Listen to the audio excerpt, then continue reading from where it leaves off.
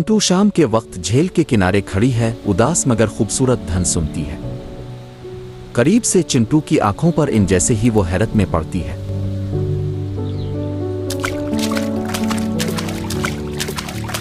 चिंटू पुराने वीरान tree house में दाखिल होती है, जहां एक गर्द से ढका हुआ वायलन रखा है।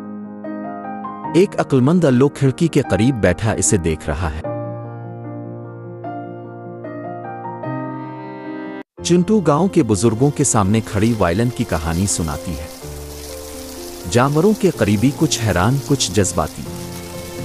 चिंटू एक ऊंची पहाड़ी पर खड़ी धुंध में लिपटे एक दूर दराज घर को देख रही है। इसका सब्ज मफलर हवा में लहरा रहा है, जो उसके अज़्म को जाहिर कर रहा है। चिंटू पुराने वीरान ट्री हाउस में दाखिल होती है, जहां एक गर्द से ढका हुआ वायलन रखा है।